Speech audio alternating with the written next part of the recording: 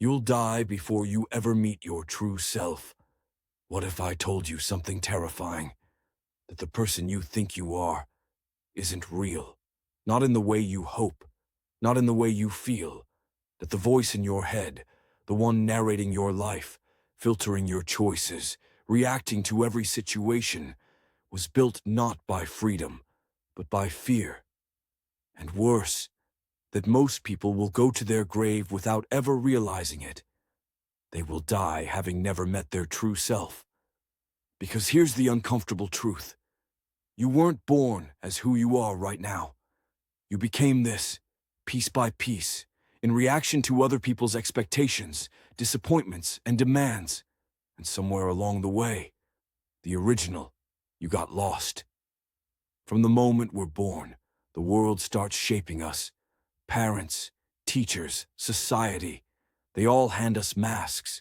Be good, be quiet, be obedient. Don't cry too loud. Don't ask too many questions. Don't make people uncomfortable with your truth. And slowly, you learn. You learn which version of you is safest, which version gets love, which version avoids punishment, which version is acceptable. So you shape yourself like clay. You mold your personality. You adapt. You perform. And eventually, you forget you're acting. The mask doesn't come off. It becomes your skin. But here's the thing no one tells you. That mask, it's heavy. It drains your energy. It makes you question yourself. It makes every moment feel slightly off, like you're living, but not really alive. Carl Jung called this the persona, the social face we wear. It's not fake, it's functional, but it's not you, the real you, the one buried beneath approval and performance. That self is wild, raw, messy, honest, and terrifying. Because if you meet that version, really meet them, your life will have to change. Think about this for a second. How many of your beliefs are actually yours? How many of your opinions are echoes of someone else's voice? How many dreams you chase were downloaded, not chosen? From the brands you wear to the love you seek to the way you define success. Is it possible that you're just playing out a script? Society doesn't want you to be authentic. It wants you to be useful, predictable, profitable, pleasant. A character who fits into the storyline of capitalism, comfort, and conformity. Because the real you, the one who might say no, the one who might walk away, the one who might burn it all down to start over, that version is dangerous. And so they buried it early, in school, in rules, in shame. And they called the burial growing up. Let's get brutally honest. You became the smart one. Because it made you feel seen. You became the quiet one. Because loudness once got you hurt. You became the responsible one. Because chaos taught you survival. And now you've built your entire life around a survival self. But here's the tragedy.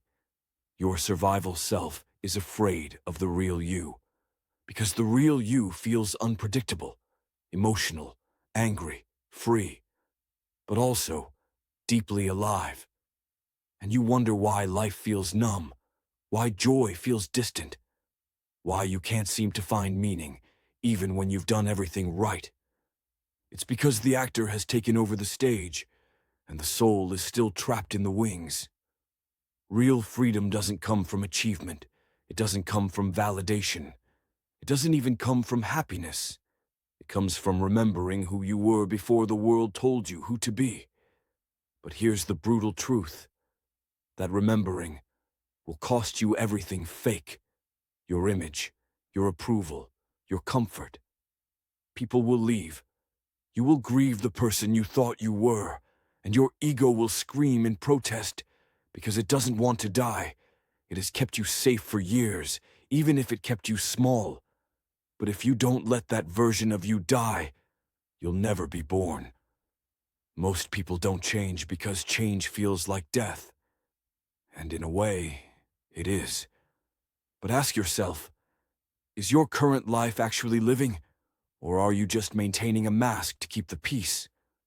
There is a version of you behind that mask, one who never had to perform, who doesn't measure worth in likes, paychecks, or politeness.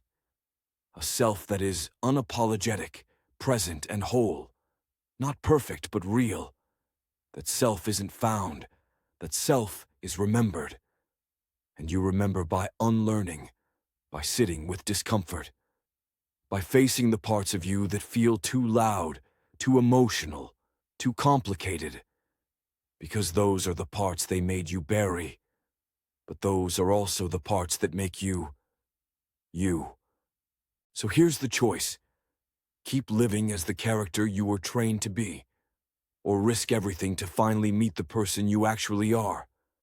Yes, it's painful. Yes, it's scary.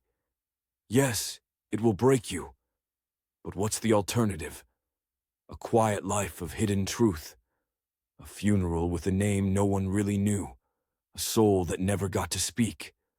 Don't let that be your story. Take off the mask, even if it hurts, even if it's awkward, even if it shakes your entire life. Because on the other side of that unraveling is freedom.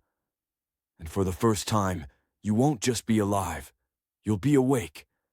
If you're ready to go deeper, subscribe. This isn't about pretending anymore.